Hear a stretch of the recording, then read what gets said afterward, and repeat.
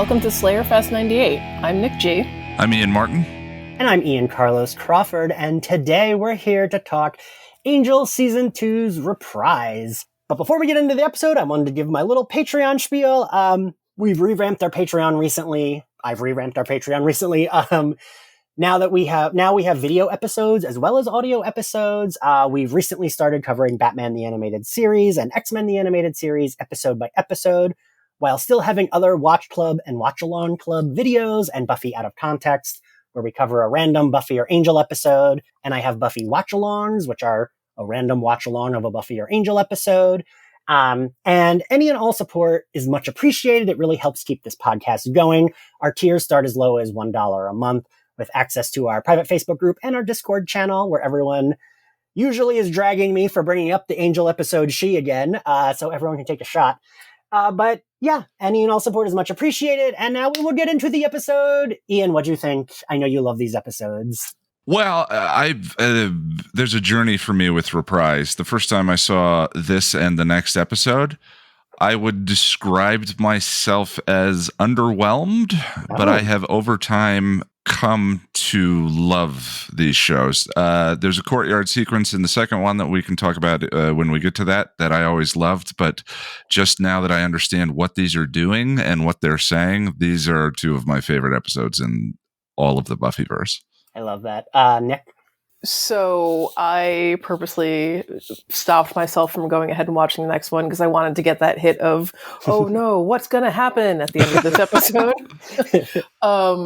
But yeah, I feel like we're still in sort of the uncomfortable part of season 2 where you just want the gang all back together. We're getting there. Yeah. But there's some stuff to work out in this episode. Yeah, this one, if this makes sense, I still love it, but I do think this one is a little jumbled, but I still love it. It kind of, like, when I started the episode, I was like, wait a minute, did I start in the middle? Because it's just like Angel's just at this sacrifice thing. But I do love it, and I do think these could serve as, like, I mean, we've mentioned this before, Ian, that, like, they could serve as like a season finale, because they feel so, like, bringing the story of the season together and, like, this, like, really good 2-part with and I love that every character appears. I just love when everything, like, kind of comes together. And I do think Angel sometimes takes a little too long for everything to come together, but when it does, it, like, does it really well.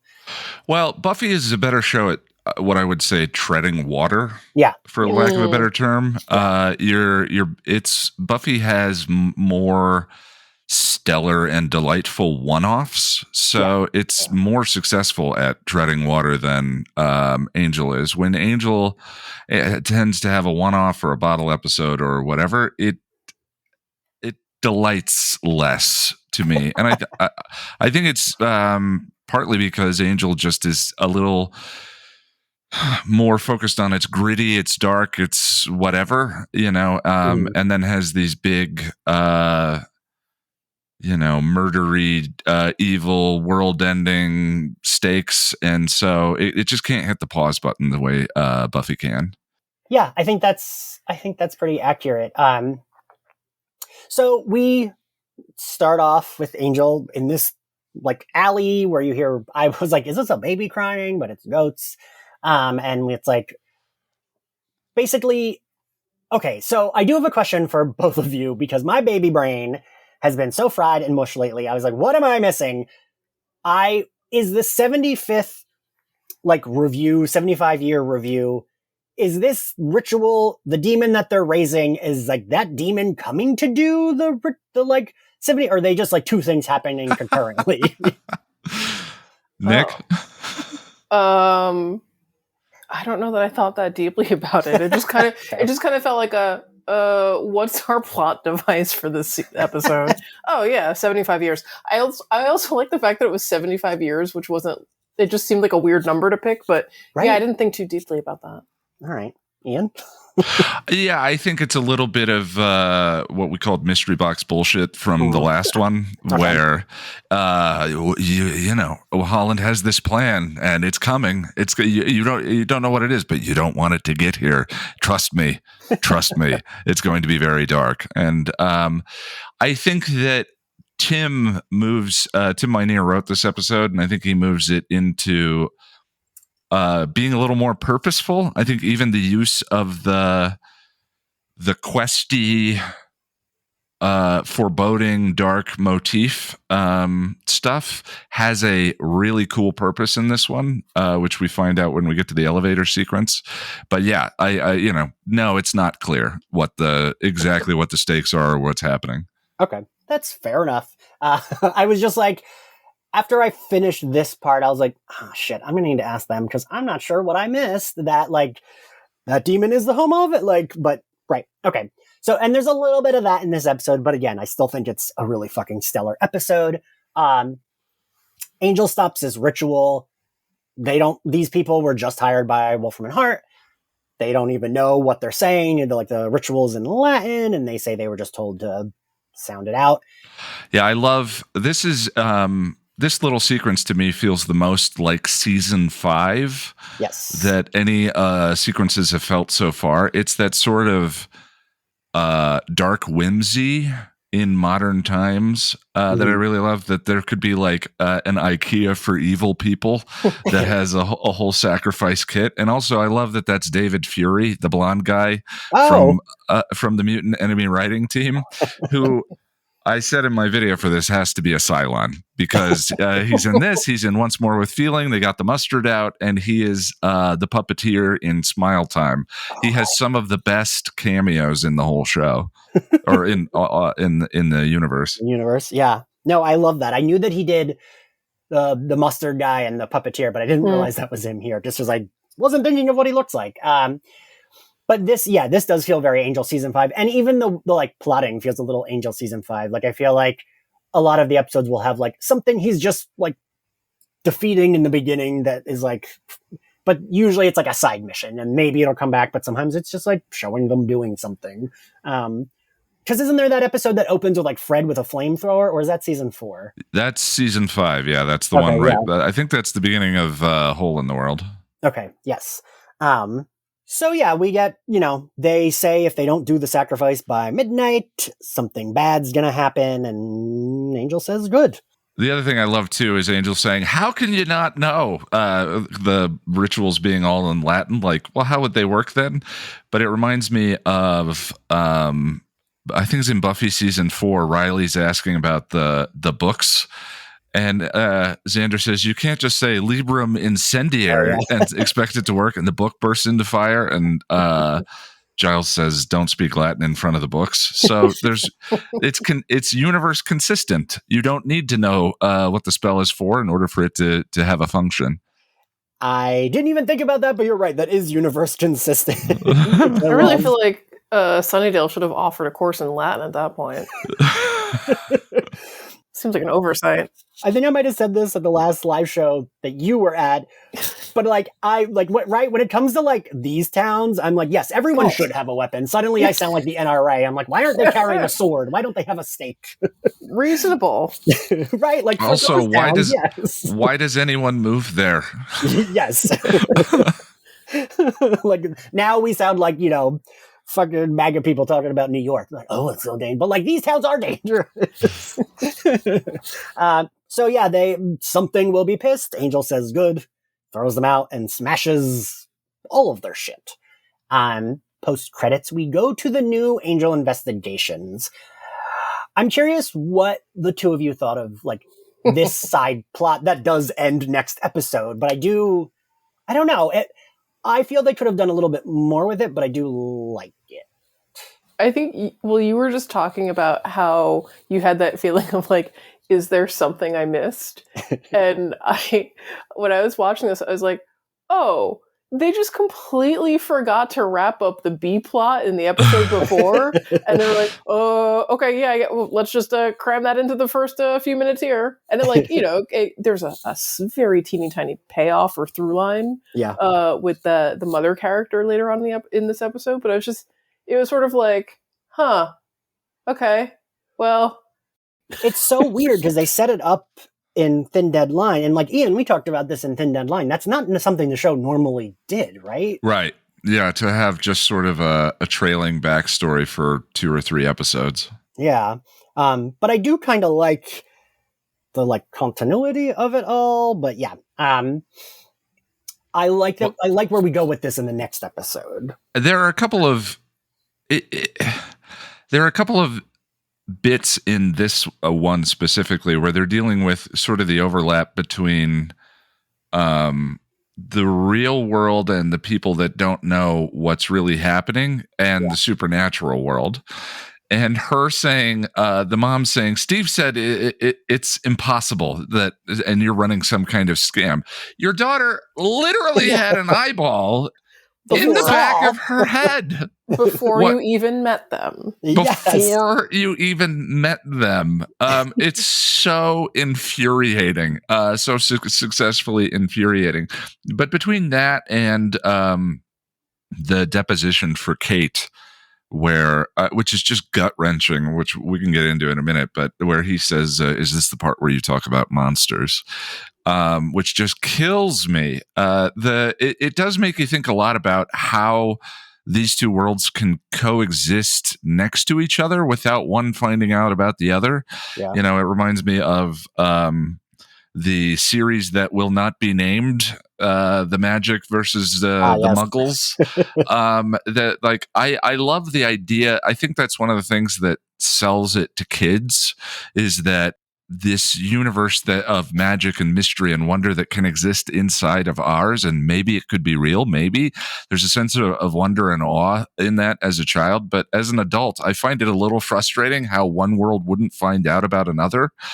I mean, especially in season 4, when the sky in Los Angeles is blotted out by falling meteors.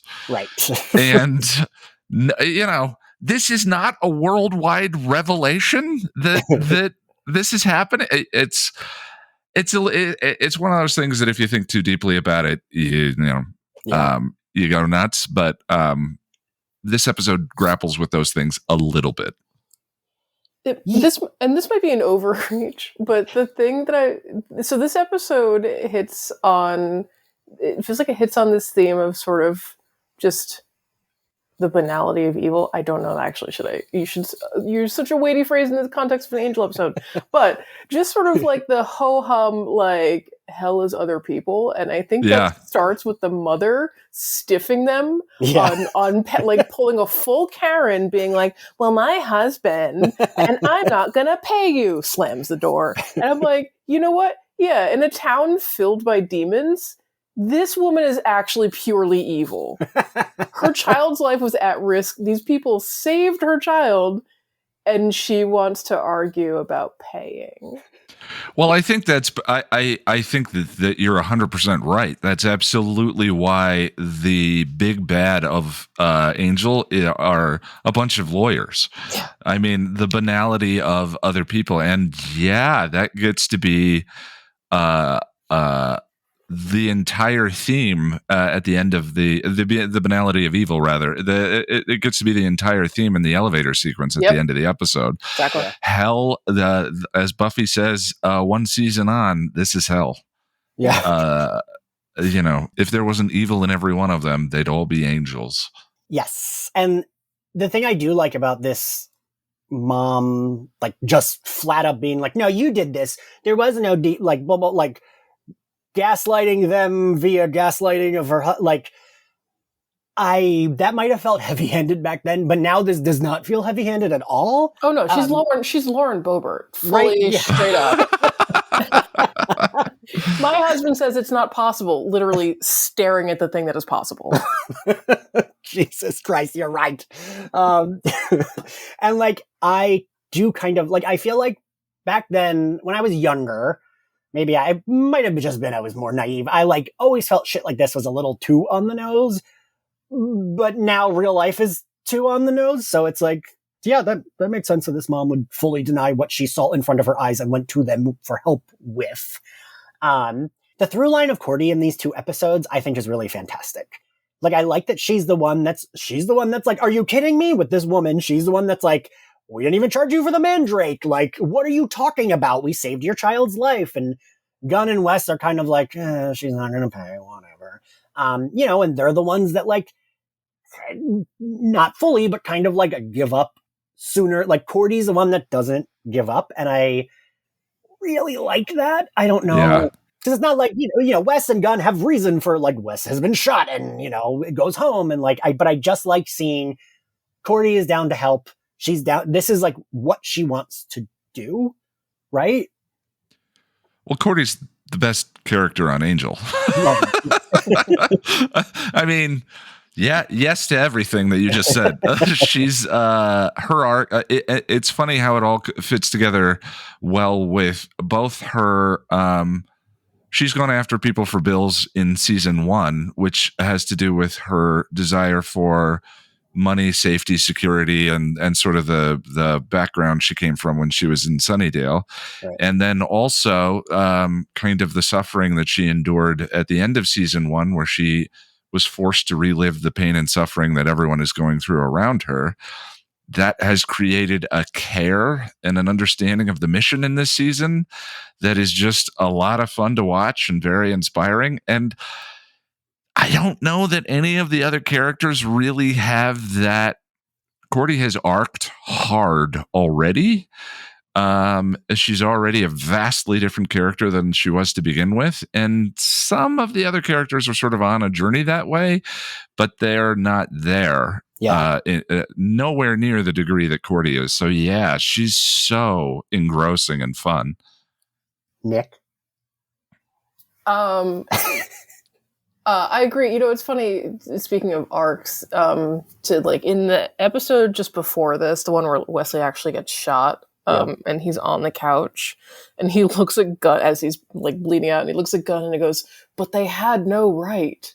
And then it's like, I was like, oh, Wesley's had his reckoning then. So when he's playing, like in the early part of this episode, where he's like, well, this woman's going to be how she is, and that's all right. Business will pick up. I'm like, oh, okay. Like he's coming, and this happens many times in varying degrees for Wesley. It just makes sense where Wesley's having these kind of continuous realizations and then settling into the new world that he, from that point, understands. But with Cordy, it feels like she is just, it's why we love her. She's just so insistent, like, no, I refuse to accept this world as it is. Like, that's not right. She's the, the cowardly lion or whatever. We talked about Thin Dead Line the last time, and it didn't hit me until you just said that. And it should have. I now feel like how obvious it is. His privilege reflected in that statement. Yeah. They had no right. Yeah. That's the point. And him having to sort of be brought into the world of the other characters repeatedly, where Cordy has dealt with that more often. Yeah. And I think it's like a nice parallel, like, almost Angel at the end of this, when he's like, it's like, hell is other people. Hell is right here. We are on hell. And he gets so beaten down by it. And Cordy does not. Cordy is like, everything sucks. My hero sucks. He just treated me like an asshole, but I still want to help these people. I'm still going to do it. And I'm just like, I'm so proud of my fave. Well, yeah, thinking about bottoms, so to speak, like in terms of like the alcoholic, like, excuse me? Like in terms of alcoholic or depressive bottoms, this episode is Angels, but Cordy's was Room with a View. Yeah. So far, as the story goes, her sort of like hitting bottom, dealing with the loss of the life that she had and who she thought she was, and all of that, and then making bottom requires the choice. I'm either going to die or I'm going to get better, but I'm not going to stay the same. And in that moment where in Room with a View, she stands up and reclaims her power. And this and the next episode are kind of a Angel about having that step in his journey. Yes. I think I love when you bring that up, Ian, because you always make it super apt. Like, it very much applies here. We cut to Wolfram and Hart. Everyone is panicking. There's the 75-year review coming up. Someone, and now I forget who it was, had referred to Lindsay and Lila as like the Angels Team Rocket from Pokemon. And I like when they are kind of forced into a corner together, because I do think those characters work well when it's like, well, we don't really like each other, but we are kind of in this shit together. I like that dynamic. And I love Lila saying that some brown noser offered up her firstborn. My mother was right. I should have had children. Yep. I collect that too. Ian, I agree with you that they've got a great little pairing, but I'm sorry. I respect Lila. She knows who she is. Lindsay is just a simpering little sad boy. And she's like, no, I would have a child explicitly to get ahead. And that compared to the scene just before where the mother's like incensed but not going to pay about her child. I'm like, you know what? At least Lila would be is an evil mother, would know it. Yes, she would be self-aware, right? Yeah, that's all we can ask. She wouldn't say, I'm not paying you because it's not real. She'd say, I'm not paying you because I'm going to sue you instead. And then, I've captured that demon for myself. That is a thing that I noticed on the rewatch for the podcast this season, because you are 100% correct, Nick, per usual, that Lindsay is the, simpering one, and Lila knows who she is. And that's what makes her so enjoyable to watch, right? Yes. Because, she's a shitty person, but she is confident and she doesn't have an issue with that. She'll get scared sometimes because she thinks, oh, fuck, this is it. This is when they kill me. But she's not, turning over a new... she's just yeah, this is what I am. I'm going to be scared when it's a 75-year review and I might get murdered, but, I'm still going to do this. This is what I like doing. Yeah. And I feel especially you and I, Nick, it's ooh, hot mommy, take me, I love you. Wait, Ian, you're going to have to specify before I embarrass myself too much on this internet. The commonality we have for a weakness for women who are demanding. No, is that just me? Yes. Okay. That is literally who demanding and very confident. I mean, we love a strong queen. We do. Whether she's evil or not, doesn't matter. Semantics. So then we cut to the LAPD, and I don't remember if I've discussed Kate with the two of you. I don't like Kate. I do think they do a good job of making me feel bad for her in this arc. Yes, this is the most empathy I feel for her during the show. Yes. That includes when her father dies. How is that possible? You're right, though. Well, he was a jerk. Yeah, he was a fucking asshole. And he was betraying his own daughter. That's what got him murdered. Yeah, and her turning that on Angel as a reason to hate him rapidly, I think, used up some of any care that there may have been in that situation. She became kind of one note. But this scene in particular is pretty brutal and hard to watch. Yeah, Nick, what's your take on Kate? Oof, I'm just glad you did not have me on the episode with the thin deadline, because I would have been a handful. You're welcome. The notes that I made to myself on this scene, where she wears these stupid tiny cropped jackets. I hate them. And she loves cops. The whole previous episode, she's defending murderous zombie cops. Well, they kept the crime down. Yes. And God, that was so terrible. And then to move into this episode, I mean, it was a hard shift, but yes, this episode elicits more empathy from me than pretty much at any other point. But she just gets my goat. Yeah, because the drama of that, it's, I don't know why the line is so powerful, but the drama of is this the part where you start to talk about monsters? That one line is so remarkable. The way it sort of sums up her plight, what they think about the situation, the situation she's in, the unfairness of the universe and the unfairness of the world that she's in. It's such a good line. And that actor's delivery for this bit part that he's in is great. It ties that scene together. Oh wait, you are jumping to the investigation. Oh shoot! I'm sorry. Yeah. I was at the I got ahead of us. The Kate Angel scene. Why is Kate the only person that still calls Angel out about the lawyers? This is the wine cellar. This is the last. It's the inciting event of Angel's evil relapse, the Gray Angel sequence. It is the reason why the team confronted him. And after Kate brings this up, this is the last time Angel said like, if I push someone in front of a car, the car killed them, but I pushed them.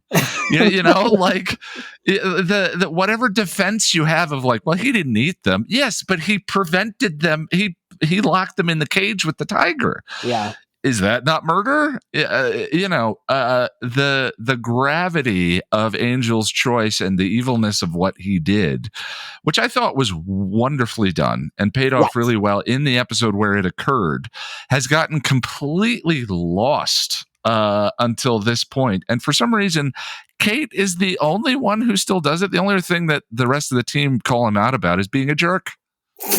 You're so mean to us. Why are you so mean?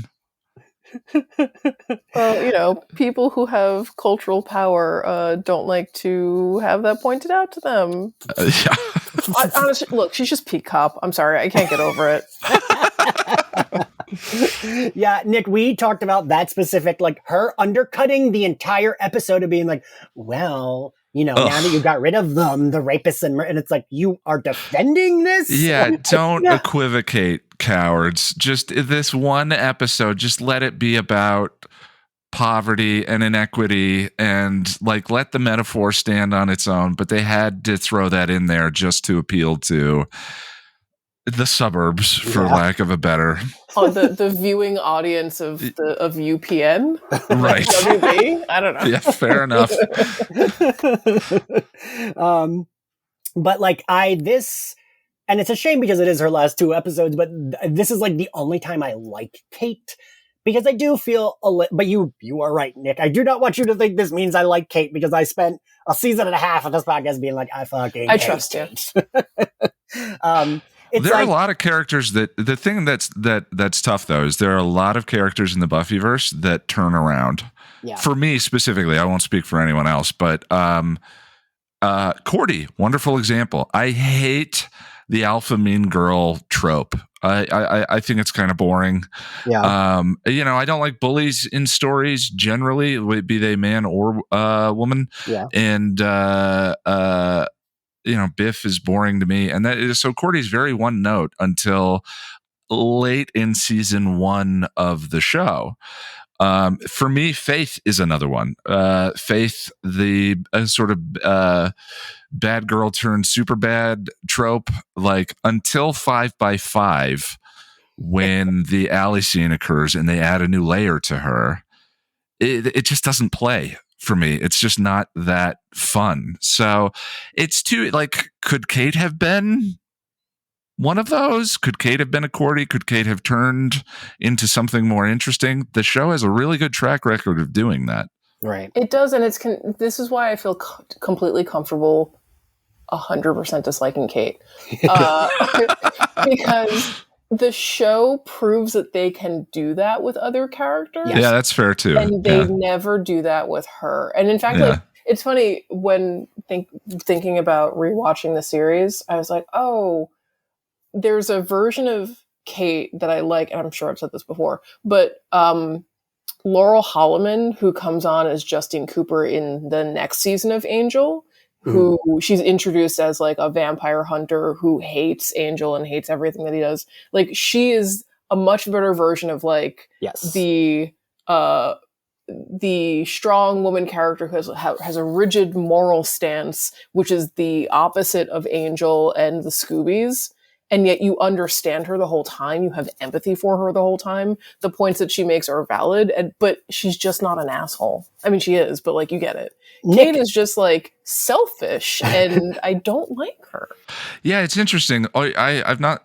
That's a wonderful comparison. All of the ingredients are there in both characters, but one cooked up and the other one didn't. Like the ingredients went in the wrong order, or too much of one and not enough of the other. That's interesting.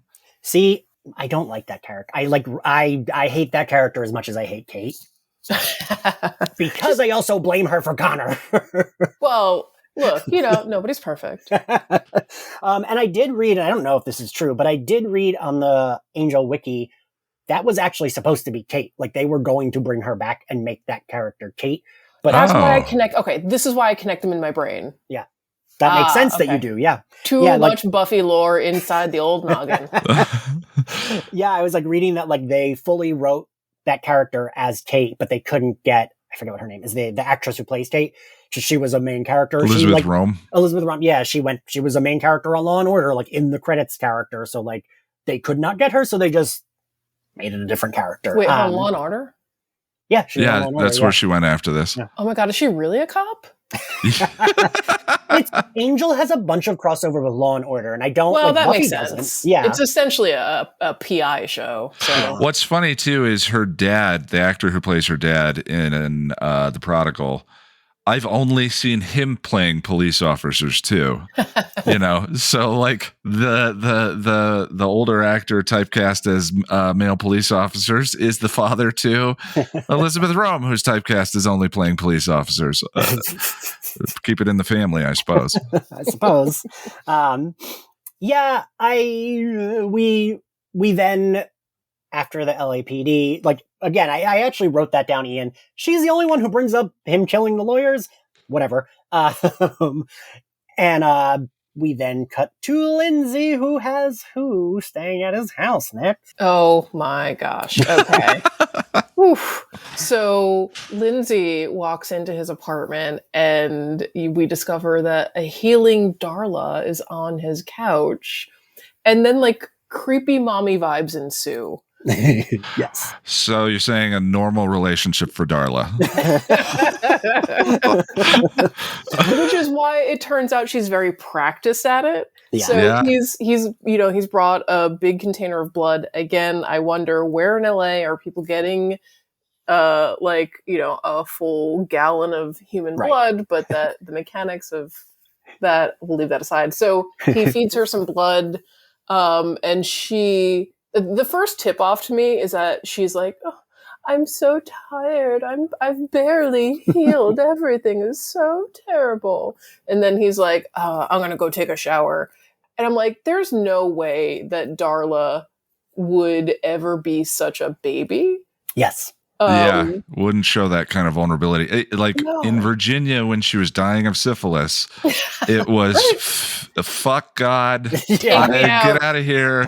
I don't need this. The world can go to hell. So if she's doing that, it's manipulation. Absolutely. And like the dunce that he is, he doesn't see right through it. And this goes back to what we were saying before. Lila knows that she is evil. She knows what she is after. Neither her means nor her ends are great, but I gotta respect it. Yeah. Lindsay, on the other hand, is just sort of like, I want to say failing upward, but that is usually used for people who are succeeding. I don't know. He's not really great at what he does, and he just lacks a kind of confidence that I want in that character. Yeah. Where, I don't know. He doesn't. Well, the line, the you always take a shower when you get home from that place. Don't know why, you're never dirty. I'm always dirty. I know. I love her rolling her eyes. Oh my God. Her utter disrespect for someone who just refuses to get off the damn fence. Be evil or be good. But the fence riding, like, she just has no respect for his lack of choice, Yeah. He's still compensating for his father and what he saw happen to his father and all of that. It's like, embrace it or don't. Like, Lila embraces it. That's why that character is so fun and why we have a weird sort of begrudging respect for that character. Yeah. My mother was right. I should have had children. I should have had a child so I could sacrifice it for the 75-year reunion. Hell yes. Yeah.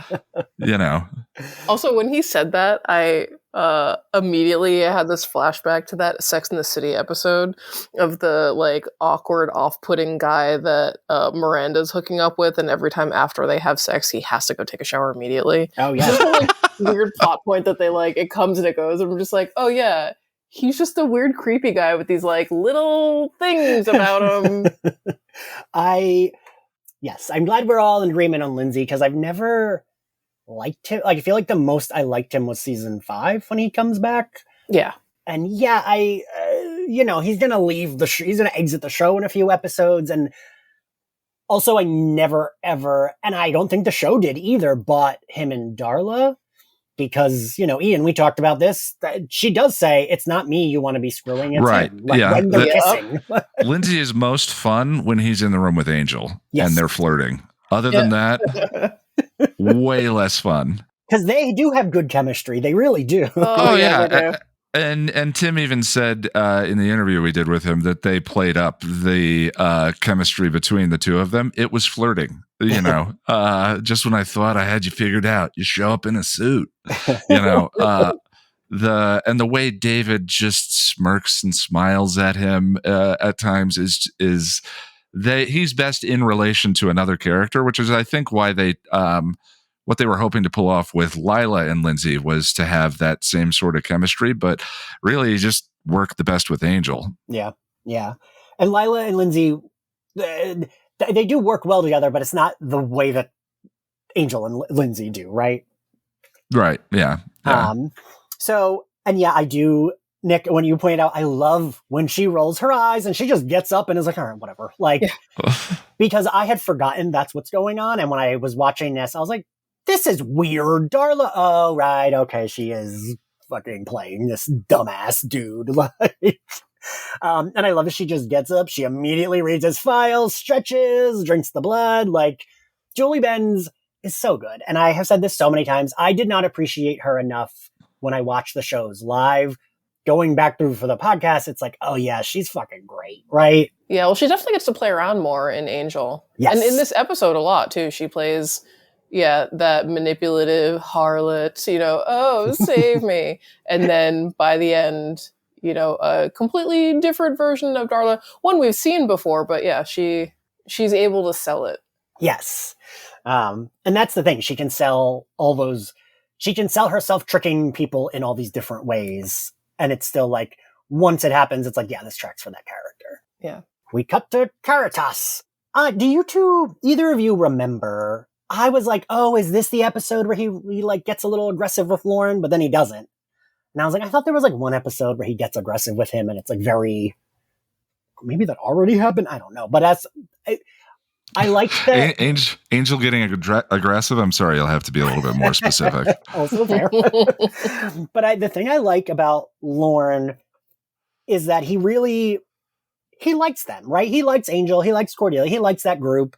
But he's still like trying to be more of like an impartial, like neutral. But I like that he does have like he kind of like brings a respect, right? Like everyone is respecting him, whether you're evil, whether you're like trying to be a do-gooder, whether you're a lawyer at Wolfram and Hart, like everyone plays by his rules. And there's not many characters in the Buffyverse that get that, right? Yeah. Lauren is... I haven't really gotten to the later seasons.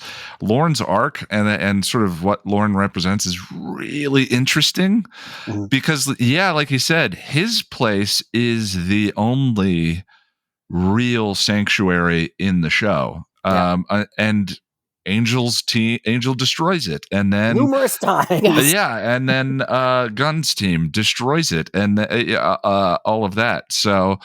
Then Hope blows it up. Lauren is peaceful. Lauren doesn't allow violence. Lauren treats everybody with kindness, and he gets corrupted by Angel as the series goes on, which is what that's trying to say. I again, is something I haven't really sussed out. And there are, I think about the finale of the show a lot watching this episode, which we can get into later. But what happens to Lorne in the finale and sort of looking at him at his most pristine in this episode versus where he ends up when he goes with Angel is really interesting. Yeah. No, I agree with that. I do like that Lorne has like I can't tell you what I read from people, as if he's has a client patient privilege, but he's like, but I will tell you what I overheard in the men's room. And he's like, tells them about the senior partner. I get a little lost here because we're not talking about whatever ritual, right? Like he's talking about not talking about that, or is he? So I think, I've also gotten lost. I think there are just a lot of points throughout the episodes in early season 2 where they're struggling to define who the senior partners are and what they want. And then you get little glimpses of that in certain specific contexts. But here, yeah, I don't know. I was a little confused as well. It starts to shake out a little more in the elevator scene. Yeah. But I don't think you're alone in that, because they're basically like senior partner. That's just like, that is the word we're throwing around to reference this ultimate evil. And then we get clarity on that when we realize that the senior partner is an entity that is trying to manifest itself to bring about the apocalypse. I don't know. I feel like I keep losing the thread in season 2 on, wait, what's our big bad? I mean, okay. You did a good job of I was like, oh, okay. I got what you just said, so. I will say, just before Lorne spills the tea on the senior partners, I just want to say, like, Lorne is just one of my favorite characters, maybe in the entire Buffyverse, because he is just a diva in plain sight. Yeah. He makes this, and by that I mean like an obvious, like a queer-coded character where that would probably be irrelevant because I actually don't know what the sexuality spectrum is of his type of demon. Right, yeah. But there's a joke that he makes when he is describing, again, in trying to clarify who the senior partner is and what they will do. Or basically, Angel's like, why is everyone, being all tweaked out? And he's like, oh, they're going to get reviewed. It's the 75, annual review. And let's just say it ain't the reviewer. It ain't Rex Reed. Rex Reed was this like classic movie reviewer. He used to be a part of the like Siskel and Ebert show, and was just like have you guys seen like Paul Lynde? He used to be the Center Square in Hollywood Squares in the 60s. He was on Bewitched. He played cousin Uncle Arthur. Okay. The like very flamboyant gay character. I just love that Lorne as a character is sort of this like old Hollywood flamboyant Liberace-esque character, and we know it, but also he's like dropping clues about like queer American, this universe queer culture. And then he goes on, and so like one, it's a throwaway joke about this like iconic queer, and then he doubles back and says something like, no, it ain't Rex Reed. This is a powerful, like, it's evil, this force, it's dark, it's merciless. And he goes, you know what? On second thought, that actually does sound like Rex Reed. I just appreciate that the little bit of gay levity he can throw into things. Right, yeah, because it is like, that doesn't feel like a straight person writing a queer, that like feels like genuinely like a queenie queer character, right? Yeah, just like a very specific persona. Like, I understand him to be, and actually I think at this point he's still called the host, right? Like, do we know his name? Yeah. I think they find it out when they go to Pylea, right? Yeah, Pylea is the... Yeah. So, like, in essence, like, he's an archetype, but he's a very clear archetype. Like, I know who this character is. Yes. And, like, I think, correct me if I'm wrong, both of you might know, I didn't, like, He Who Shall Not Be Named, like, literally cast him as Lorne because they based Lorne on, like, they liked Andy Hallett, and Lorne was kind of like a mush of like this character they created and Andy Hallett. That sounds familiar to me. Because I think he was like Joss's personal assistant before. Oh, really? Like, being Lorne, yeah, because he's an extra in Hush in the auditorium scene. Yeah, he's one of the students. Oh, yeah. But I just it is funny because like they will try to be like you said, Nick, the only reason I can buy this is because it is like they are a demonic race, and who knows how like the spectrum works with these demons, but like they will try to be like, oh, he's like hitting on this woman, but like I even see that as like the way I would be like, oh my god, you're gorgeous to a woman. It's not like to hit it, you know what I mean? It's like, oh my god, I love your outfit, oh my god, your hair looks great, oh my god, like blah blah blah. That's how I always take it when he's like quote unquote hitting on a woman. I don't know. Wait, you're saying people use that as an argument to say that he's not queer coded? Well, no, to say like that they were trying to do that to like retroactively be like, look, he's not, look, he ain't gay. The Pylea arc itself is his ability to hear music, and it doesn't exist in his world and all of that. The queer coding in that story by itself is so evident that they were definitely, that was text for them with that character. Yeah, and like his parents don't accept him, his family, you know, he's like an outcast because he does dress flashy, like that also all tracks, right? Like the dance, it's so clear that it's deliberate to me. No, I agree. All I'm saying is that I would hang out with Lauren. I would be karaokeing every weekend. Actually, no, I don't want to know my future. But I would be hanging out with Lauren. I would be drinking Yak's bile at the bar.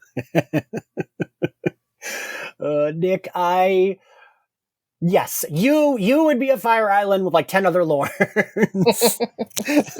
I'm like, oh, Nick went to Fire Island with her demon friends, and it's a bunch of green people. That's actually just how I refer to my friends. So yeah, he kind of like he helps Angel out. He like tells him about like the band of Blacknell, which that doesn't even matter. Doesn't come back. Yeah. And it says he picked up a home office. I do like when he's like, I am picking up one other thing. They'd like to see you dead. And we see all the lawyers just like glaring at Angel. Yeah. He leaves to go to the hotel to look through the books. Can't find what he's looking for. Again, doesn't really matter. He leaves and goes to the new Angel Investigations office. And so when we talked about the episode Sanctuary, and I will defend Buffy's actions with my life because she has every right to be that angry. I don't think she would have ever beat Faith to death. I get the thing that makes me most angry in that episode is Angel punching Buffy. That like the like look of hurt on Buffy's face makes me want her to stake Angel. I get so mad. Well, not to go all schoolyard on you, Ian, but she hit him first. I know. I don't care. I don't care. I'm just quoting the line. I'm sorry. And that feeling comes back here the way he talks to Cordy. I get so fucking mad the way he just barges in there. He's being such a dickhead, and I get that. Like we even discussed this, Ian. Like I forget which episode where he's like. He kind of says like, oh yeah, it's because I don't want them to have to go through what's going to happen. And like, I hate that episode. I hate that. It just doesn't, I don't understand why he's being such an asshole when like doing this, he could work with them. He could be like, hey, I need to borrow this book. That would be normal. I mean, my reading on the episode is he's spinning out of control. Right. So and the relapse metaphor is sort of like the relapse into what? The idea in this case is that you don't need to be soulless to do evil. Right. And he, in this scene, the most telling thing in this scene is he deliberately self-applies a very important term that he doesn't like to self-apply. She says, I don't even know who you are anymore. And he says, I'm a vampire. Look it up. And that his willingness to self-apply that term means that he is in the midst of an evil relapse, a dark relapse. And, so the fact that he comes off as a big jerk, I think works well here where it didn't work well in Sanctuary. I hate that episode. Lauren, you say Lauren helped him. Kinda. Lauren also switched gears from Happy Anniversary, where he was trying to have an intervention with Angel and get him back on the path. In this case, gives him enough information to push him to hitting bottom. This leads to attacking Wolfram and Hart, leads to the elevator where he's to really hammer the metaphor of hitting bottom home. They are descending in an elevator to hell, and hell is his life. Hell is the life that he lives already. He doesn't need to go anywhere to be there. So I think it's I think it's kind of perfect that I love this scene, and I especially love Wes saying, "Just give him the damn book so we can get out of here." And then that beat of them taking care of each other again. Cordy ambulance, and her doing it immediately. Like that's what they have as a pair that Angel now doesn't have alone. No, and no, go ahead, Nick. I was gonna say, there's also a moment where Cordy does a bit of what's the word I'm looking for? Foreshadowing. Cordy does a bit of foreshadowing when she says, "If it's anyone else, I would just say get laid already," because he's being that evil. Yeah. So yeah, no, this scene was hard to watch. I'm like, Mommy and Daddy are fighting, right? Yeah. It's the end of the Yoko factor when they have the fight and Buffy storms out. It's always when the characters we love turn on each other is so painful. Yeah, and like to compliment our fave again, the Charisma Carpenter's doing very good. Cordelia is so hurt that she doesn't have a witty comeback. She just calls him a jerk. And it's weird that her not being biting or a little bit mean, she's just hurt. And she conveys that so well. And she looks like she might cry because she's so fucking hurt. And yeah. I'm like, oh, fuck you. You upset Cordelia. How dare you? And I do like that Wes just yells, give him the damn book, because Wes wants him to get the fuck out of their office. And he is being an asshole. He is being a monster. And I don't know. I do like it. But yeah, it's hard. So I do like, that is while I hate Angel in that scene, because how dare he say to Cordelia, move or I will move you. I do think it's well done, and everyone's acting really it's good drama. Yeah. Then we cut to the scene you were talking about, Ian, with Kate, and I do feel bad for her. Yeah. She gets one scene. Yeah. That's it. Well, she'll get one more. Okay, fine. Yeah. Well, it makes you realize that probably for us to have access to her character, we needed more of her environment it's the problem with having characters that are floating too far from the center of the group. Her off on her own in the police station, in order for us to really be invested, we probably needed more of the police and the adversity she faced and all of that. Yes. But that would have pulled us too far from the center. So it just gets back to, she's really a character that was designed for a show that Angel used to be. When it was a weekly procedural, and it's just not that show. So it's just kind of fitting that she left. Yeah, that's a good point. That is a really good point, that it's the show that Angel used to be is the show that she is on. Yeah, she's a good character for that.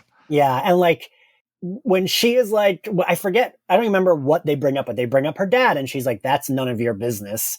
And they're like, it affects your performance, so it is. And I was like, well, shit, Kate, you kind of put yourself in that corner. So of course they were going to say that. And, it is insulting that they bring up her father who is dead. That does feel unprofessional to be like, well, your dead dad would be disappointed in you. And it's like, fuck you. Oh, the bit where the bald dude says, I'm glad your father wasn't here to see this. That's actually, to me, the only line that doesn't land in the scene. Driving the knife home. I think the scene should have ended on, is this the part where you talk about monsters? Because that's such a wonderful line. Yeah. I'm happy your dad wasn't here to see this. Just to me, always feels a little just, we get it. She's having a bad day. We get it. Too many notes. That's fair. And so later on when she comes home with her box, but she doesn't say she's fired, right? Or is she fired? Yeah, because they ask for her gun and her badge at the end of that scene. But is she just suspended, or is that she's fired? I think, as someone who's been fired, Seems pretty vital. Fair. Back when Nic was a cop. This is my secret backstory. I used to be a cop. So Angel goes to this magical bookstore that he went to in Are You Now or Have You Ever Been? Mm-hmm. Denver. Yes. And I do wish the thing Angel does, and I have this in my notes that, and after this scene, we get Virginia, another character who's like this. Angel did a good job of having peripheral characters that we liked, but then they would always get rid of them after 3 or 4 episodes. And it feels like a lot of times they bring them back and it's like, for what? And why did we bring this old guy back for him to just die 2 seconds later? I get it. It's part of the plot, but it feels a little unfair, right? Yeah, just when I was starting to think, wow, this guy's got incredible job security. He's been here since the 50s. Yeah. Yeah, and in the scene, Angel is the one who gave him hope his entire life that a vampire would turn and go after another demon and figure it out. And Angel, right before this guy dies, takes away all his hope and his sense of wonder in the world. So what happened with that anyway? I think he killed everyone in the building and I just walked away. Anyway, so how do I kill this thing? And then the guy dies. That guy has a rough arc. Right. And I just think I would have liked there being this guy who kind of knew Angel back in the day, who is someone that can, when he needs to find out about this, whatever the glove thingy is. Well, the reason they need that character right now is because Angel's Giles is he's fighting with Angel's version of Giles. So Wes and he are fighting. So Denver in that role, I think, is redundant to the role that Wesley plays as the keeper of the lore. Yeah. But I like that character and I like that actor. And Are You Now is such a wonderful episode of the show. Yeah. So, yeah, I agree with you. It stinks. And then we have the David Nabbits that just disappear. Yes. And it just I always wonder if was it just a conflicting scheduling conflicts. I know with David Nabbit it was. Because that guy was in everything back in the day. But I also will say, Darla looks gorgeous in this scene. And I love that it's showing us she's 100% fine and was biding her time to get back at Angel. While I wish she didn't murder this man, I do think it is a really good, they did her up, they made sure she looked fantastic, and that she is confident, and she is fucking stabbing Angel through with a sword. In the grand tradition of the Buffyverse, someone is feeling their shit when they're in leather pants. Yes. Yes. She just and a thick platform boot. She stomps in there. I mean, grand reveal, stab, oh no, what's happened? And then grand reveal, oh, it's Darla. She's murdered this poor Denver fellow. And also happened to stab Angel. It's a 2-for-1 for really. Yeah. I wonder if I'm probably overreaching here, but that's kind of what I do. So I support this. That's how I have fun. The shish kebab is kind of there's another one in Somnambulist where Jeremy Renner Hawkpire has Angel from the back, and Kate has to stab through Angel to get to the evil person. And in this scene, she stabs through the good person to get to the evil person, I think. Is that, again, it's a reach, but the shish kebab is such a specific piece of action blocking, and they've gone back to it twice in 2 seasons that I do wonder if that was just purely coincidental or if there was something intended in that. I wonder, because in that moment, so that she stabbed him and you get that little recognition oh, she also got Angel. But then she looks she looks at Angel and is that's right, Angelus, go toward the mortal that I just stabbed or something like that. And she calls him Angelus. Does she always call him Angelus? Mm-mm. She doesn't. She wavers, right? Yeah. Sold Darla calls him Angel. Soulless calls him Angelus. Mm. Okay. That makes sense. Because it felt loaded and a lead up to what happens at the end of this episode that she's feeling herself. She's back to cause some damage, and she's like laying her little crumb trail. I mean, yeah. Then we get Wes and Virginia, another character who I think exits the show after or no, maybe she's in like 1 or 2 more episodes. I don't know. Yeah, Tim pulls off a magic trick in this episode in having the only 2 scenes that make me elicit any emotions that I have for these 2 characters. Virginia's fine. She never offends or frustrates the way Kate does. Yeah. It's just nice to see Wes with somebody. It's nice to see the team getting to be happy every once in a while.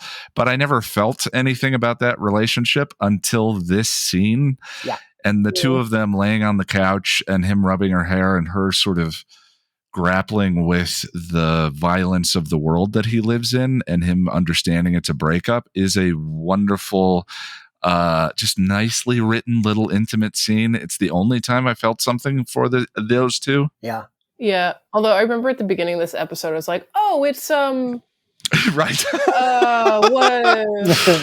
What's her? And it's not until later I'm like, oh, yeah, that was Virginia.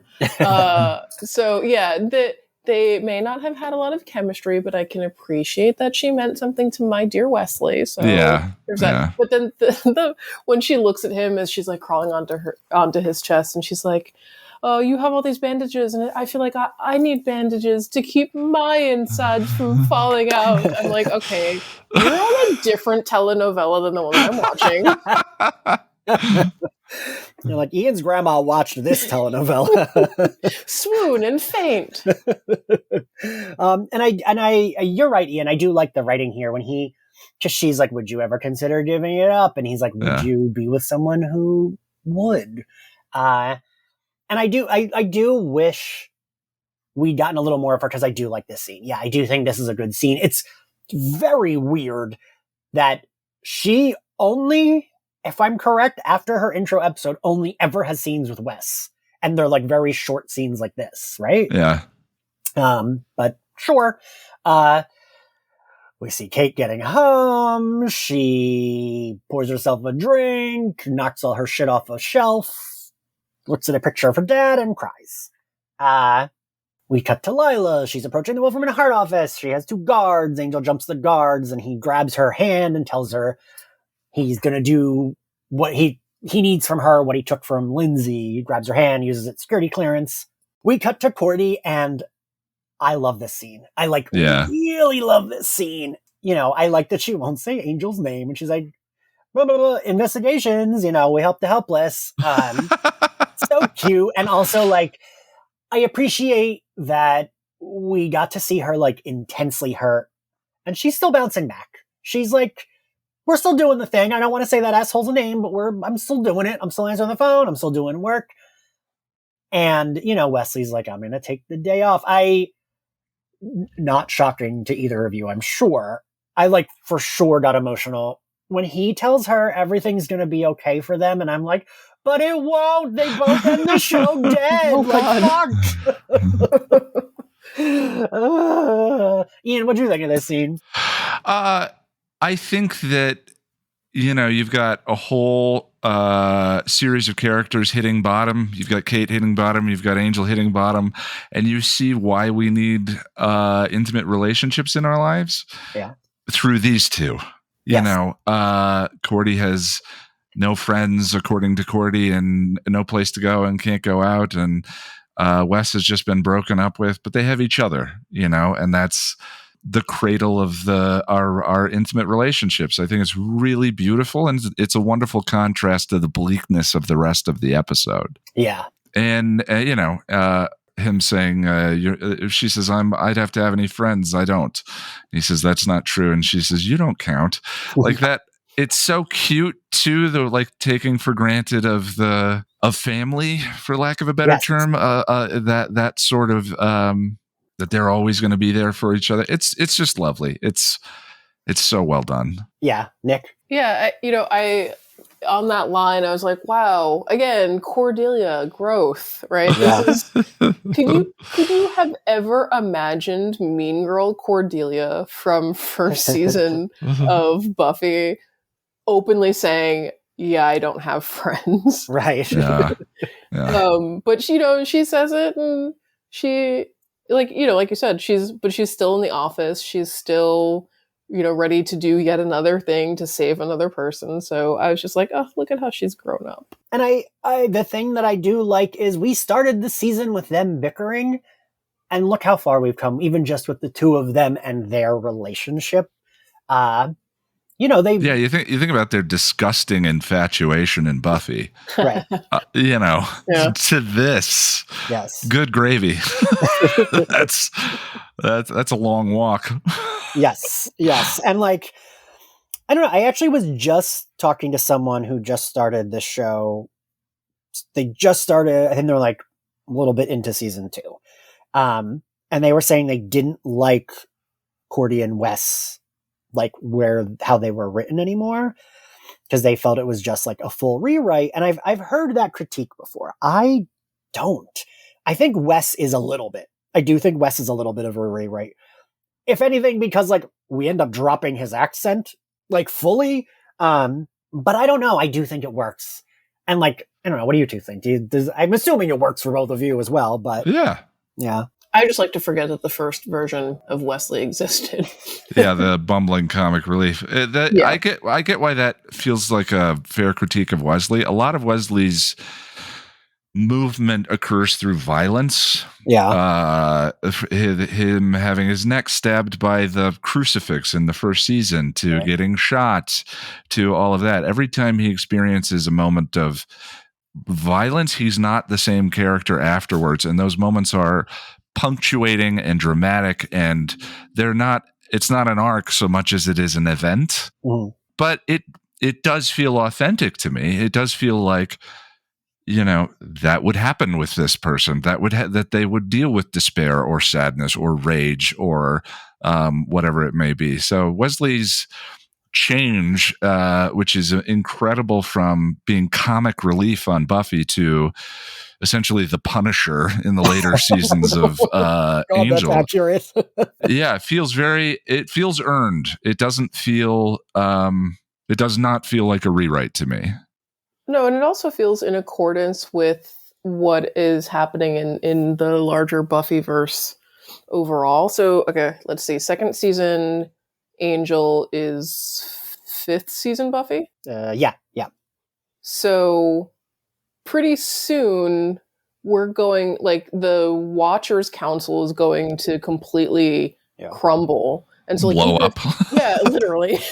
Yeah. So, like, even if Wesley had still had one foot in that, in that world, eventually that would have fallen apart for him. So it just kind of feels like the natural progression of someone who tried to participate in this institution and then was disillusioned with that institution, and then goes to live in the real world. Yeah, it's interesting. I never really thought about it, but Giles lived his Ripper years before he became a Watcher. Wesley lives them afterwards. Yeah, totally. That is a smart observation. See, I said this before we started recording, but I feel like I'm with the two big brains here, and I'm like I like Cordy's outfit. I too like Cordy's outfit. Fair, good, thank you. That really does track. You're right, and even if, because there's been times when I felt Wes was a little bit of a rewrite, but I still love him, and I still he's another character I don't think I appreciated as much when I watched it live until the last season. Yeah. Oh, I loved him. Did you? Yeah. Okay. And I will say I probably felt the same way about Fred as well. I don't think I started really loving Fred till mid-season 4 of Angel. And I'm wondering if that will change. Two characters pulling accents that are not their actual accents. Yeah. Fred, for me, I've had more troubles with the more I've watched the show. I think that Amy Acker is wonderful. Yes. It's never an issue with performances with any of the core cast. So much as it is, I think Fred's story is unfortunately deeply tied to the men she's in a relationship with, and including having some of her character's most significant choices taken away by the men she's in a relationship with, so that they can have development and have a moment, and that like the world has enough of that, I realize progressivism is a sliding scale, but that to me probably would have felt dated while this was airing. It was a weird thing. I can say, well, I didn't watch it exactly. I watched the first season of Angel, like maybe the first year it had come out on DVD. So I was watching more concurrently with when it was airing. And the thing about Wesley and Fred, the super saccharine characters don't do it for me. So I'm happy that they go to the dark side. Hence my love and adoration for Lila and Dark Willow. Haha. So I was just about to say, so Willow and Tara didn't do it for you? And then I was like, wait, no, because Willow goes dark. And no, but also, I did think about Willow, unsurprisingly, even in this episode, because there's a moment back when, what's her name? Who's Wesley's girlfriend? Who literally, Virginia. Literally, so forgettable. But she says something like, as he's healing on the couch, she says, like, the demons I can handle, but the guns make it too real. And I was like, oh, God. So it's that consistent theme of gun violence is the real bummer. Yes, agreed. God, where are we in my... I pulled us so far. Cordy and Wesley are on the phone together. They agree that they're sad about not having friends. Right. And then Cordy is in the office just as she's about to stomp out and go do whatever it is she's going to do with her social life. The phone rings again. Right. And it is this mother calling her, and she says, it's on my way home. And again, this is where it's like, look, Cordy's the only one that's not letting herself get so down. She's straying from their mission, because she's like, yep, I'll help you. It's on my way home. I'll stop by, blah, blah, blah. And she doesn't blink, right? Like, she's just like, yep, that's what I'll do. Then we see Wolfram and Hart. Then we cut to the mother. A demon is on the other end, snaps her neck after she gets off the phone with Cordy. And that's what you get when you stiff them on the payment. Just kidding. The lesson of the episode. Then we get to Wolfram and Hart. Lindsay is told by... Is that guy's like he's like the special project from that, right? Isn't he? They like... But is this the first time we see him? The bald guy? Yeah. Yeah, he's like the liaison, I think, between Lindsay and Lila and the senior partners. Yeah. Diet Holland manners. Yep, that guy. But like, we don't... That guy just like goes away, right? Like, we don't actually... No, he's in for a couple more episodes, but he's never really makes an impression. Okay. Holland was, talking about characters that were wonderful and then get killed off. Holland, the warm, loving, patriarchal, extremely evil character, and that actor does a wonderful job with it, which was a wonderful foil for Lindsay as a character with a card-carrying daddy issues character, which is all over Angel. To get rid of Holland and then to replace him with someone so dry as this guy, it definitely felt like they traded down. Every time Holland is on screen, I go, oh, the mayor. And then I realize, no, it's not the same guy. But they had that same sort of... Yeah, they have the same energy. Yeah, the paternal, nice grandpa doing evil. Yeah. And I do think that is an interesting character, right? Like, that's interesting. And it works so well for Lindsay. Yes. Yeah. So whatever, this guy tells Lindsay there's a vampire on the floor. Then we see Lila hit Angel, and then Angel attacks Darla, who's in her iconic red dress. Which I will tell you, I'm almost done all the images for this season, and I was like, oh shit, I put her in black in the image. Maybe I should redo it, put her back in her red dress. And I'm like, no, I'm not redoing a fucking image because she's in a red dress. That seems like exactly the kind of dilemma that would hang you up, Ian. Do I redo all this work for the fashion? Right. I'm like, oh, well, she wears the red dress, and I did make a figure of her in the red dress. I'm sure that will surprise neither of you and no one listening. But yeah, then a lot of things happen. I was completely lost during this scene. I was just sort of like trying to take the emotional. And okay, part of the reason why I was lost, I realized, is I zoned out for a split second in the scene with Denver where he's explaining, well, you need the gauntlet. But before you get the gauntlet, you need the ring. And the ring is the thing that allows them to be real, but they're not really real because they need a body, but they don't need the body. And I was just like, oh my God. Well, here's the thing. Here's where I think the show is self-aware about that. Angel says in that scene, all right, now you're just making stuff up. Right? Like there's so Angel gets the gauntlet, kills the thing, falls out of the window for like the 10th time in the show, and then picks up the ring, puts it on, and gets into the elevator, which is like one of the most important scenes for the theme of the show. Yes. Actually, the theme of the Buffyverse, the elevator sequence. Yeah. But there's a recurring, and I don't know if this was intended by everyone, but specifically with Tim Minear's stuff, there's a recurring use of the heroic journey, the heroic arc to inform the theme, in that the heroic arc or the journey or the quest always never pays off, right?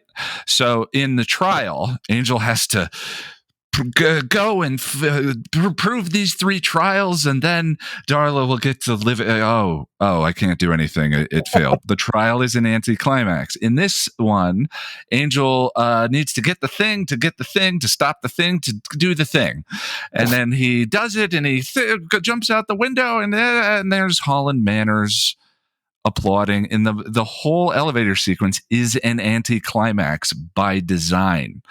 And then there are ones later on where they're trying to trigger Angel's soul, and the whole dream sequence that Angel has is about a big heroic journey, and the result is it was all fake, none of it was real, so forth. The show regularly uses the idea of a quest line to and it started with in Are You Now or Have You Ever, him trying to save all the people, and then the people attack him, and so he abandons them in the hotel. So I think it's deliberate, that it's nonsense, that it works well in this because this episode is so steeped in theme, which we can talk about with the elevator sequence. But I think like where before Holland being like, oh, she's already going suicidal, that's ahead of the plan. What's the plan? What is your plan, Holland? And then he gets bitten, and you're like, was that part of the plan? What's going on?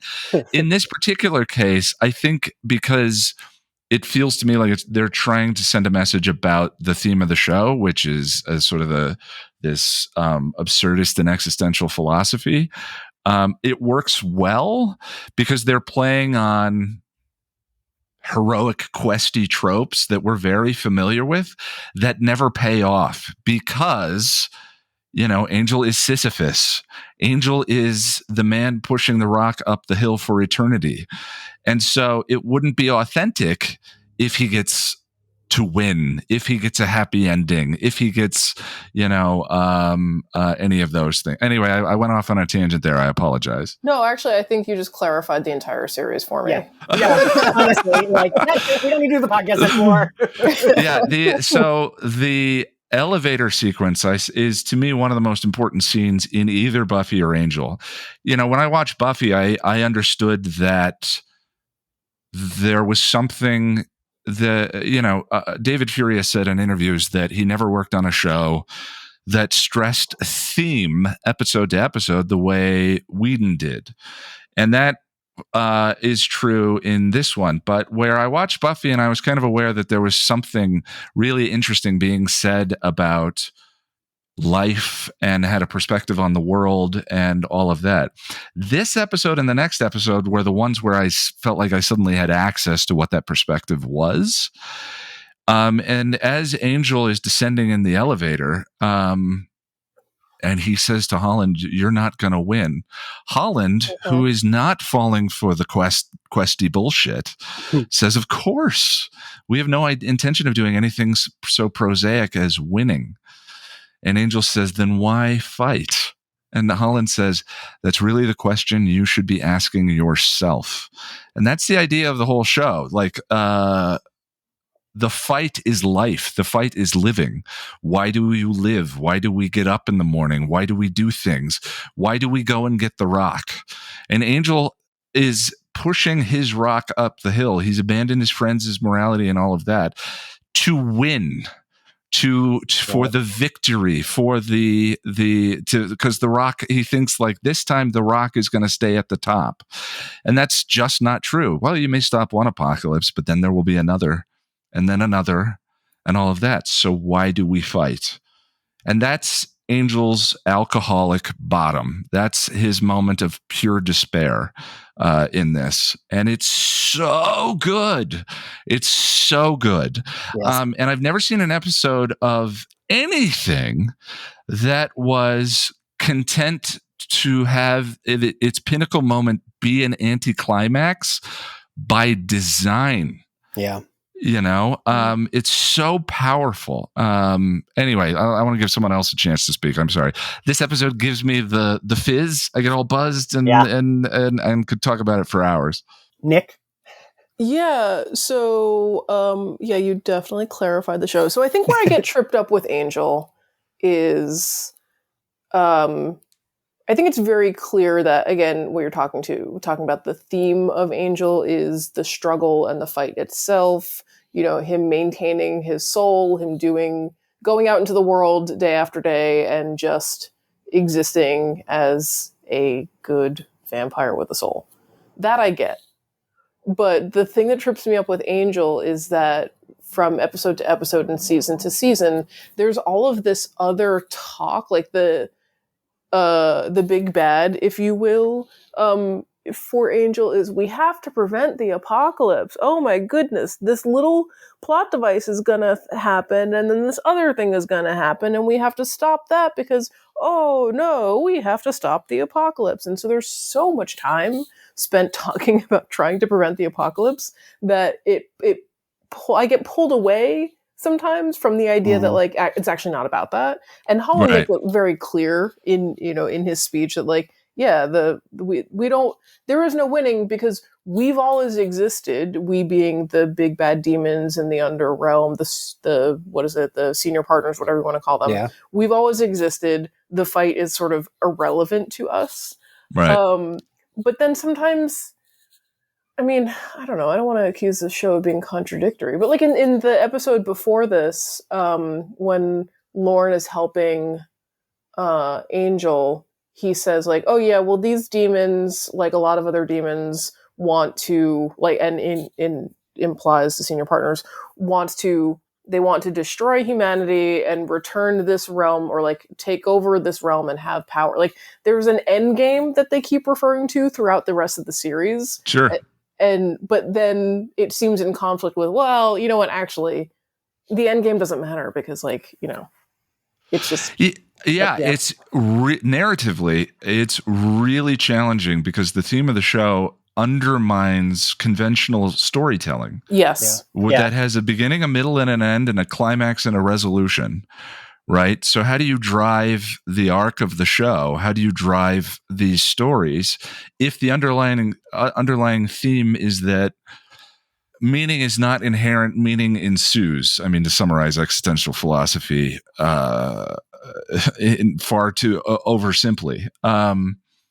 And I think that sometimes it works and sometimes it doesn't. We talked about now we have a plan, and that didn't feel satisfying and felt like nonsense before. And here, where it's sort of satirized through the use of Denver and the quest and the thing and the thing and the thing, it works fine for me. I don't know the answer to that question. I think that the storytelling is so ambitious and unusual in its use of cliche and tropes that we're so familiar with, to try and do something that I think is even unusual now, that I think the answer is Angel is just way more experimental a show than Buffy is. Buffy, where there is existential philosophy. There is weighed in heavily in the design of the season's themes. Every season has a distinct and specific theme and structure, where Angel is just sort of is Sisyphus. He is Sisyphus pushing the rock up the hill. Another day, another battle. Where the recovering alcoholic stuff plays into this is sort of, there is a when I heard about, I've been to a couple of AA meetings, and one thing initially that I found that I didn't like in AA, other than I'm an atheist, which was a challenge for me, was the whole idea of one of the steps is admitting that you're powerless. Where to me, I felt like going to AA was power. Quitting, exercising power over your disorder, whatever we call alcoholism, was power. So I'm not powerless. I'm exercising my power in doing this. But the idea is that time is the enemy. That there's another day, and there's another day, and there's another day. And one of the developing aspects of sobriety is, how long do I have to go before I get to be normal again? Mm-hmm. How long do I get to go before I don't need another drink, before I could drink like a normal person? And the admission of powerlessness is that never happens, that you don't get to drink again. And I think that carrying that back over to Angel, I think that Angel regularly in its own storytelling is undermining the idea of a happy ending or a climax or a finale over and over again, for the same reasons, because it would be inauthentic to Angel's character as a recovering alcoholic, as a vampire, as recovering from evil.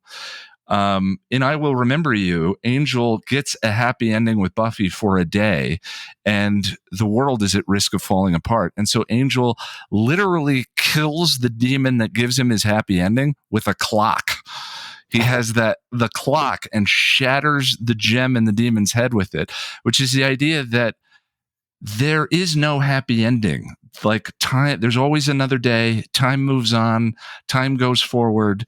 These things don't end. The battle goes on. So let's go to work. Is the show's call to action, and that works with the alcoholic motif, and that is explained in this elevator sequence as they descend. And it's the reason why the finale, Not Fade Away, while I think it has some problems in the rush to get there, I will argue for why that ambiguous ending is perfect for Angel and the show, because the battle goes on. Because it would have been an inauthentic idea for this show about this character to end with a big victory and a hurrah and all of that. No, I think you're right. I think you're right about that. I, like you, Nick, I struggled with, it's weird because I both love this elevator scene, but there's a few things where I'm but like you said, Nick, they will say, well, we have a plan. And it's fine, we did. What Holland says here is so good. And I would say that I do agree with you, Ian. That is the show, right? We're saying what the show is. Yeah. But it reminds me of Amends, which is an episode I also did not appreciate till I talked about it on the podcast. And Buffy's speech at the end, where she's like, it never ends. We have to keep fighting. That's I've called Amends Angel the Show episode 0, because all of the themes of Angel's show are built into that. Then strong is fighting, hard, painful, key every day. Yeah. And we can do it together. And that idea of intimacy and relationships and all of that is so well summed up in that episode. Yeah, and I just, I kept thinking of that, and I do really love, it's bleak, but not too, I don't know, it is bleak, but I still love it, the idea that, we're not fighting, Wolfram and Hart isn't looking to win, they are existing, and, to not to undercut your serious, well thought out point, but it's like Showgirls. There's always someone younger and hungrier coming down the aisle. No, please undermine. I want it. And like, I mean, that's what I kept thinking of. It's like, it's hilarious that quote does relate, but it does. And like, Holland says, like, you know, Angel tries to do his posturing of like, I don't give a shit. And he's like, you've got the tiniest bit of crap left. Otherwise, you wouldn't be on this kamikaze mission. And like, yeah, and it's so fitting too for Angel as a character being pushed to his low point by a father character. You know, yet again. I was gonna say again, one more time. Yeah. I like you, Nick. I do struggle a little bit with like, well, but they do always say they have a plan, and then Holland being like, "There's no plan. We're just like doing this. We just always will be here." But I like that notion. I do like. That's what I like about Wolfram and Hart is that like they are an evil law firm, but they're not really like. They would probably say they're neutral. I would say they're neutral evil. Where even though we do talk about a plan, it feels like they're just like, nope, we don't care. They don't care about what's going on. They just like, yeah, if a demon comes to them, they will help them. Yeah, if like the senior partners say do this, they'll do it. Like they... Yeah, maybe a more interesting exploration of some of the ideas is in Firefly, which is a similar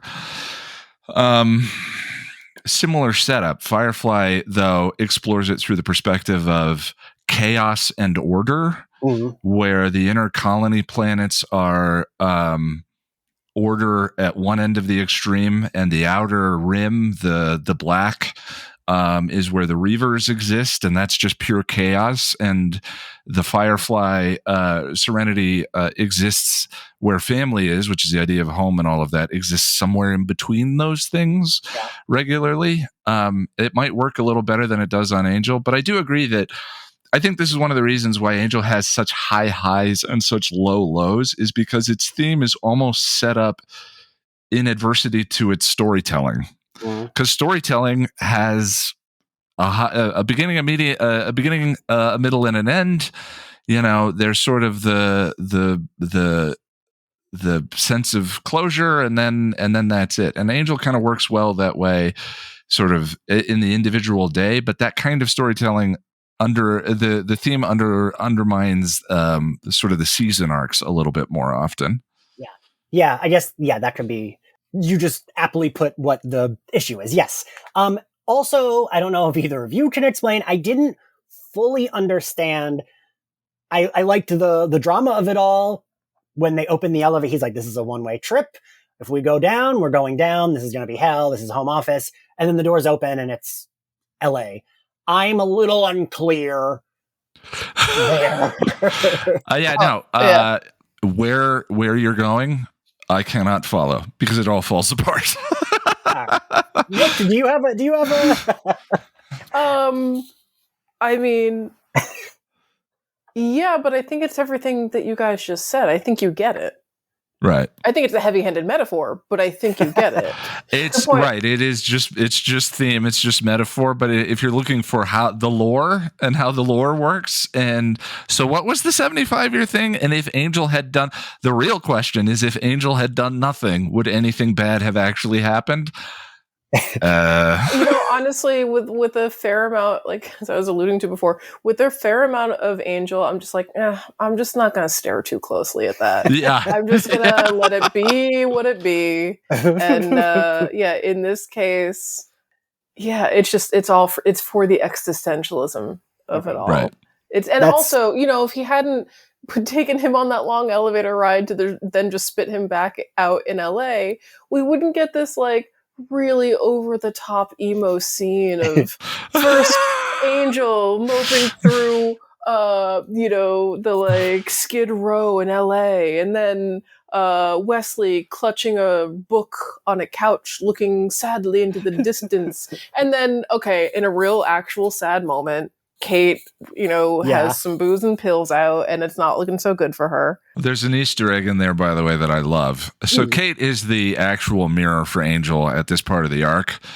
During the during the deposition, everything the officer says about what you have done is you've removed yourself from the stabilizing influence of the other officers. Angel fired his whole team.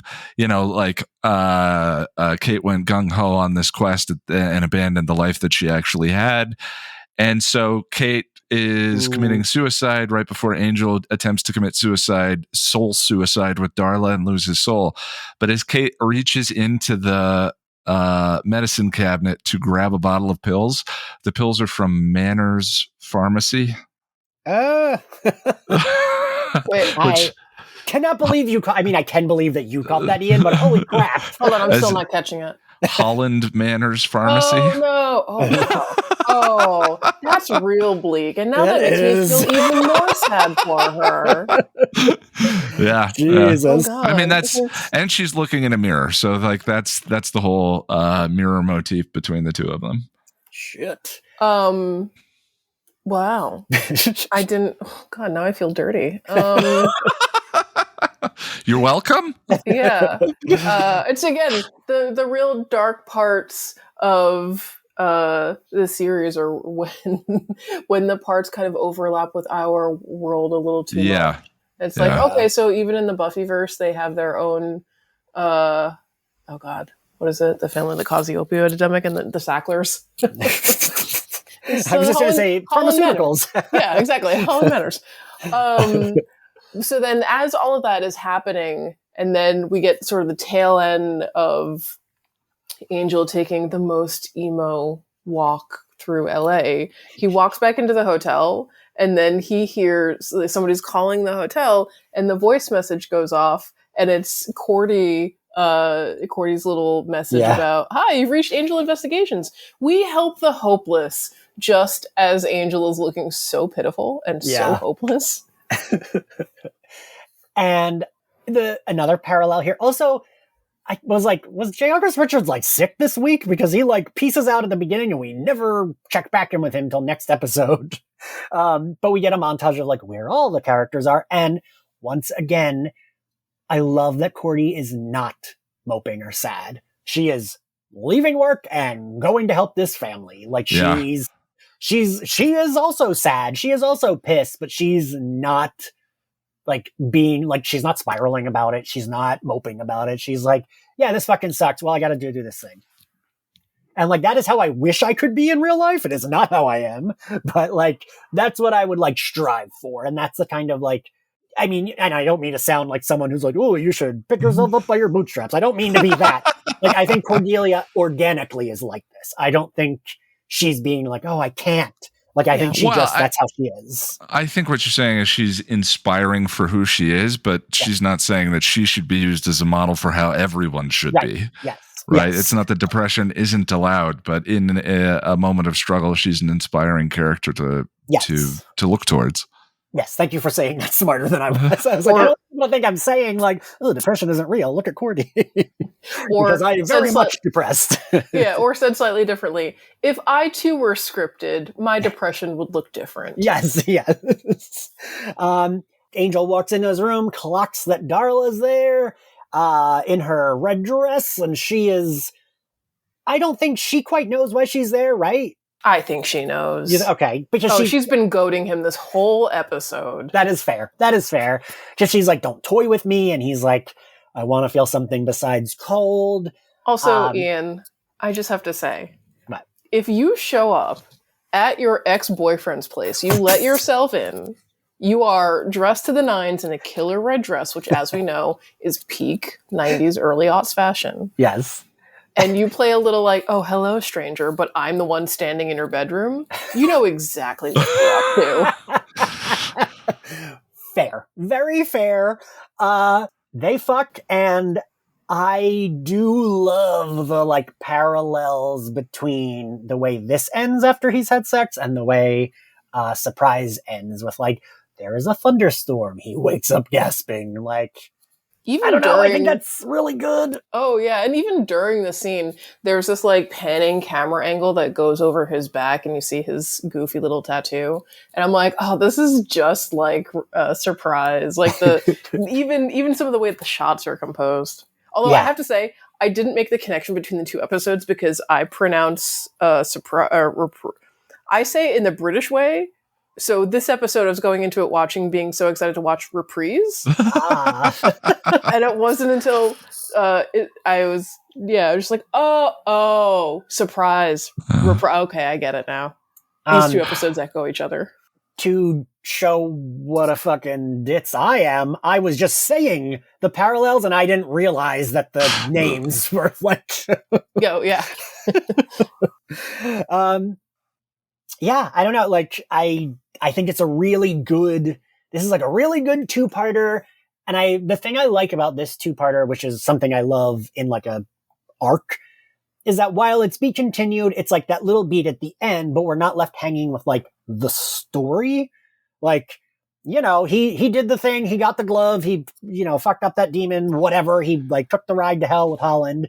And like, we did complete that, right? It's like the character's story that's like carrying over. Yeah.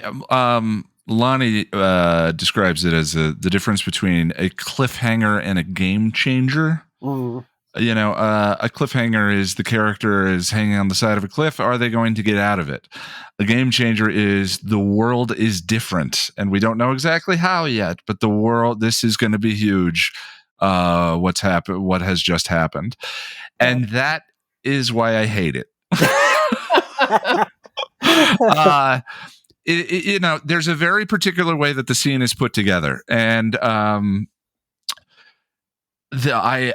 in.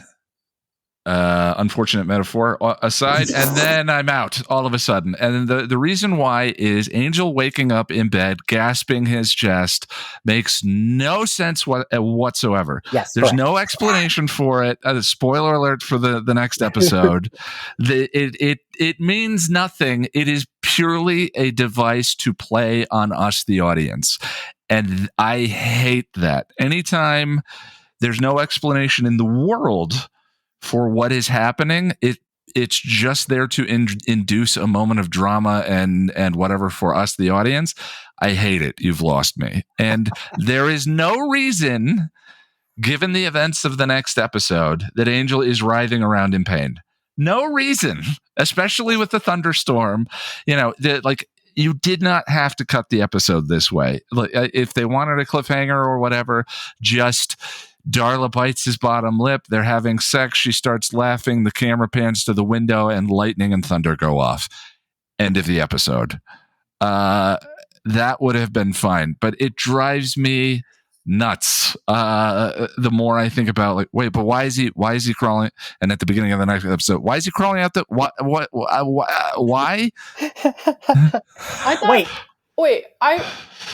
I thought it was very apparent what they were trying to do, and I was like, well, that's silly, but I get what they're doing. Like, to me, that last moment is supposed to make you go, oh no, did he lose his soul again? Right. And right. then, but then immediately the answer to that question is, and Darla said it out of her own mouth in like the second episode of the season, what you and I had wasn't real love. Like, that could never happen. Buffy was just, some other girl. So like, the question answers its own.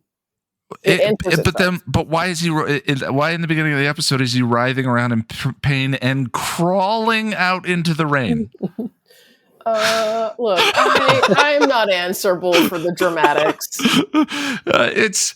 I know that I just spent. I just went on a huge dramatic tirade about the elevator sequence. Right? No, I completely understand. But one of those is steeped in theme that I find beautiful and meaningful about like my own life. This is just there to have a cliffhanger, or rather to end the episode on a moment of like, is he about to lose his soul? When we already know that it doesn't happen without perfect happiness. Wes has already said to Cord, do you realize how rare that is? Perfect happiness? Like, we already know. So, okay, while you provided a beautiful thematic interpretation of this episode, I want to do my duty as the trashy telenovela supporter to be like, yeah, that's the point. There is no deep theme here. It's just, oh my goodness, they had raunchy sex, and now I'm getting like a little bit of drama as like the cherry on top. That's it. Well, that's all it is. I would rather be you than me.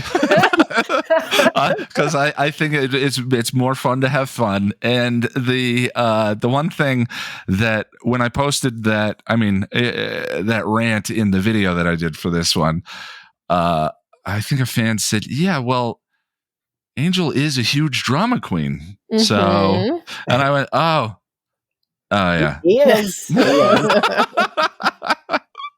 The two other former emo kids in this, or maybe current, just adults in this recording can tell you.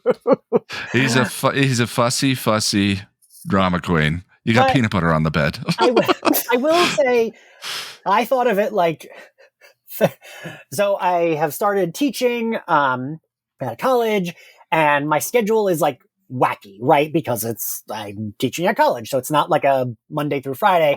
My days have been getting so jumbled, but I'm on unemployment as well because I got laid off from my full-time job.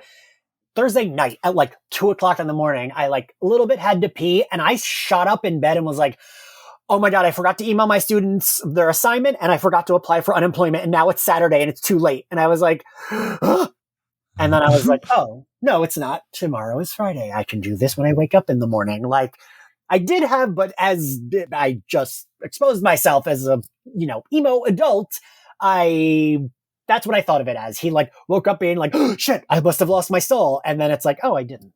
Okay. Well, that's way more fun than my take on it. So I'm with you. One minor thing we did it when we got to do an interview with Tim Minear, and specifically about this episode. There were fan questions directed at him, and one of them was specifically about. There are two things that are baffling. One are the exterior shots of the elevator literally descending into hell, the CG animated shots, when we know that it's not. It's another bait and switch of... Yeah. It is exactly this type of thing that I'm complaining about. And it's nonsense. The elevator's not descending into hell. It's not going anywhere. So to show those external shots is also a cheat. And then this bit where Angel wakes up in bed in pain, and Tim specifically said, and who knows how things occurred, he said neither of those were in the script. Neither of those were intended. Those were dramatic decisions made by the director and after in post-production. So,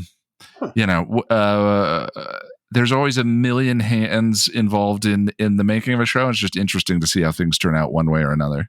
Again, with Angel, you just don't squint too hard when you look at it. Exactly. It is what it is. We all have it. We all have our soapboxes. Mine happens to be Angel being a big drama queen about his soul. Okay, so one, I want to applaud the two of you. I was like, oh, well, it's only going to be 3 of us. This recording will be really short. And we have now maybe recorded the longest Angel episode this season. So I am oh, dear my. Very proud of both of you.